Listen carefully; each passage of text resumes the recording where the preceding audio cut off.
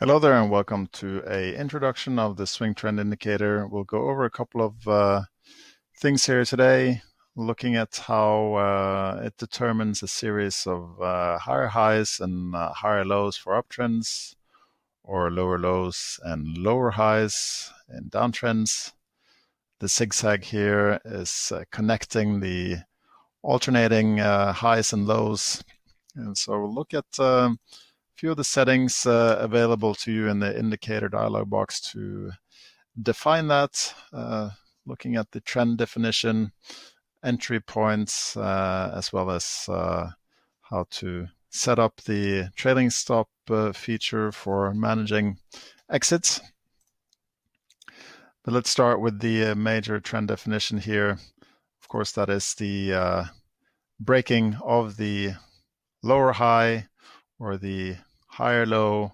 So we see a green T here, a new major uptrend, plotting when we break this lower high from the previous downtrend and going all the way up until here, a new T, this time red, when we're starting a new downtrend, when we're breaking this higher low here.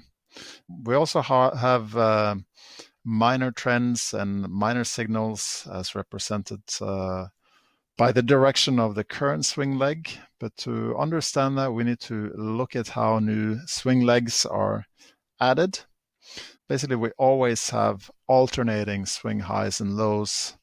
And the idea here is the minimum deviation requirement. So prices have to retrace by an amount equal or larger than the set deviation multiple requirement. And the stop line here is a graphical representation of when that threshold is reached. And so we see we break it here. And when broken, we know that this is a higher low in the making.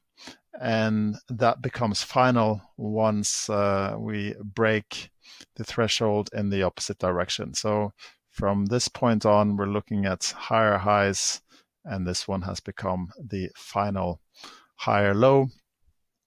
And it's easier to explain this using a tick threshold. The default setting is the average true range calculation. Here we have a Renko chart with a deviation multiple of 18 ticks, or 4.5 points in the ES, from the high or the low to the stop line. Again, the stop line here is simply a graphical representation of the vertical swing leg requirement. So every time this stop is broken, the swing high or low will plot in the opposite direction. We also see here additional labeling information. Here we have the traditional lower low and higher low, and here we have double tops and double bottoms. There is also a vertical measurement of the swing size measured in points and volume here. And so we see that information is available also in the boxes here if you have that activated. And from here on, I think we probably will just go in and look at the different options available to you in the indicator dialog box. As I said, the deviation type default setting is the average true range. You also have the possibility of defining it by average range, percentage points, and ticks, as I have selected here, 18 ticks. We also have the swing strength as a additional criteria, together with the average true range that is set at 5 in the default settings. That means that prices must take out the highs of the prior 5 bars for a new swing leg up, or the low of the prior 5 bars for a new leg down. Again, the trailing stop is the basis for the minor trend definition, and it's also possible to mirror the ATR stop and the chandelier by adjusting the settings accordingly here.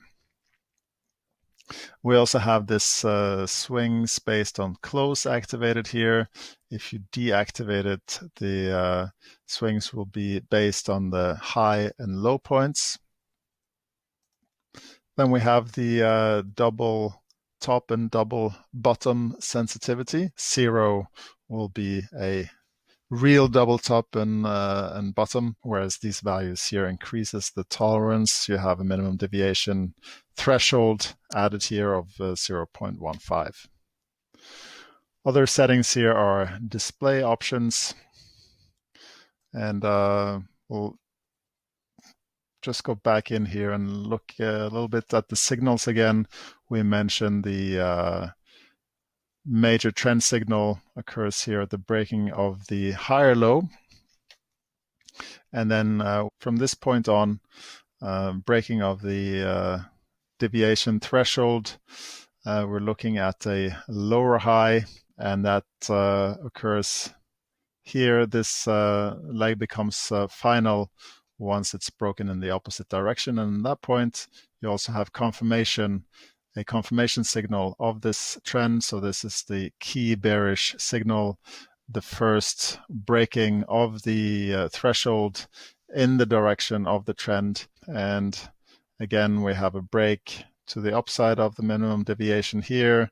So at that point, we're looking for a lower high that becomes final once this threshold in the direction of the trend is broken again.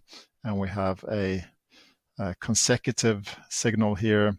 So that is a single arrow following a first continuation key bearish signal here. So that's the difference between the double and single minor signals. We also have here a option of filtering these breaks. Here I only want to see minor signals in the direction of the trend. So if you deactivate the trend filter here, you'll see also signals going against the major trend. Personally, I don't find that so interesting, so we've deactivated that in the default settings. Then there are a couple of display options available to you as well via paint bars and background shading. So we have here the major trend showing up in the paint bars. You can also set that to the minor trend and then activate background shading for the major trend. And so you see the paint bars are now changing for each break of the minimum deviation multiple. And we have the background shading consistent with the major trend. So I think that concludes my brief introduction here to the swing trend indicator. If you have any questions, please feel free to reach out to me via the contact form over at lizardindicators.com. Otherwise, drop me a line at info@lizardindicators.com. Looking forward to hearing from you. And in the meantime, take care and bye-bye.